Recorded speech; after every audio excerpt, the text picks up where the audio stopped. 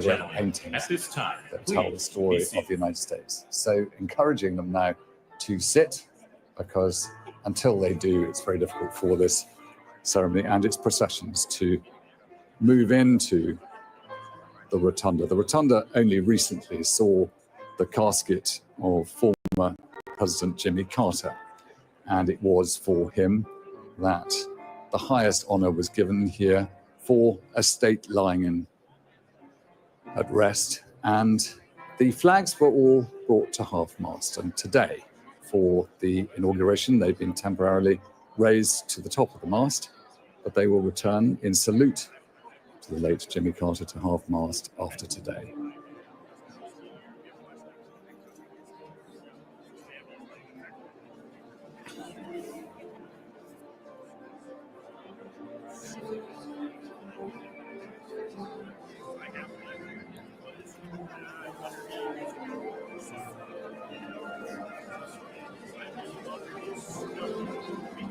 Most of the people who are gathered have been working hard, or maybe even giving considerable amounts of money to support the election of President-elect Trump. The Chief Justices from the Supreme Court coming through the crypt, and two of them will play a significant part in the ceremonial later on by administering the oath to the Vice President first and then to the President.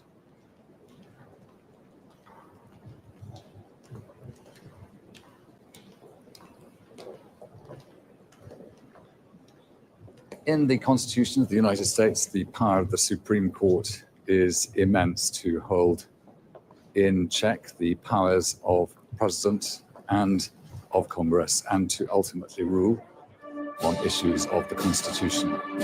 A written Constitution which forms the frame of very much every element of the duties of the President, of the state itself, and it is the 20th Amendment that we are seeing carried out today, the timings and the detail of the way in which both President and Vice President are inaugurated.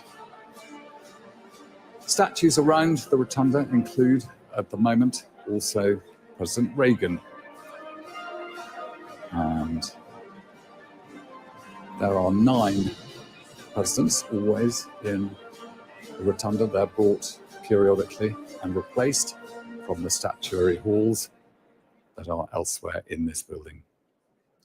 I think the organizers are probably still madly trying to get everybody sat for this ceremony to get underway. It must take place at pretty much the time stipulated in the Constitution.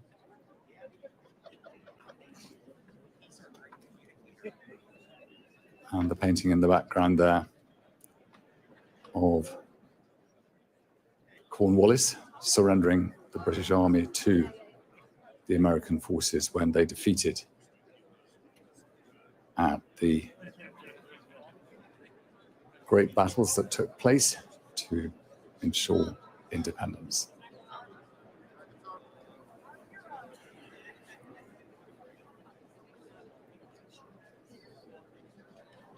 We can see at the podium there the seal of the President of the United States waiting for the 47th, and he will give his inaugural address here after he has taken the oath and assumed executive power.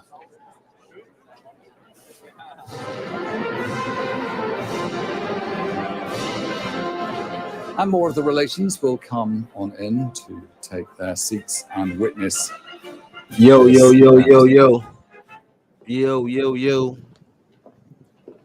And the Trump family being led in with Barron at the rear to see his parents inaugurated as president, and his mother becoming first lady the second time at a very young age.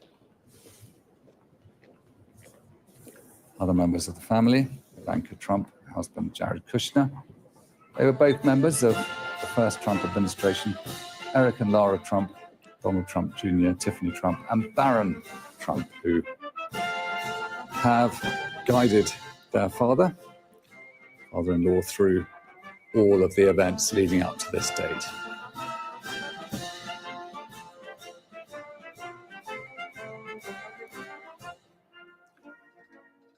So in the rows that we see there was behind all the tech chief executive officers, the cabinet were in the second and third row, all waiting now to witness this moment when they each individually, particularly the cabinet, take on further responsibilities with the passing of power from Joe Biden to Donald Trump.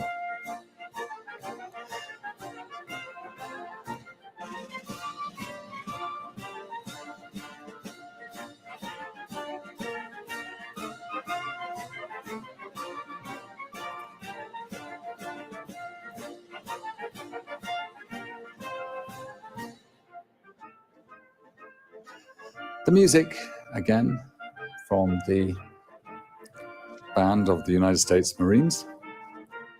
The Marine Corps Band is celebrating parts of history and traditional music that tell us the story of the United States. And we will hear some well-known tunes later on, which will lead us to the singing of the national anthem and also those most closely associated with America's story.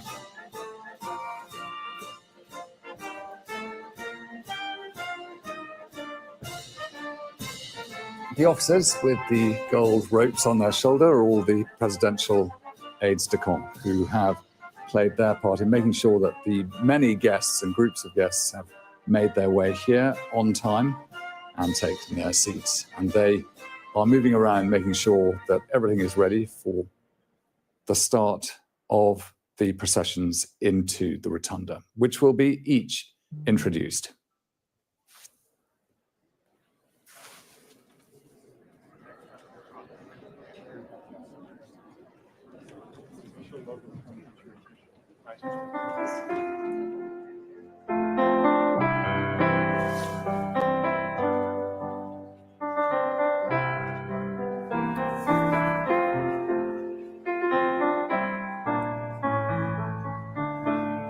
And the front row there for family members.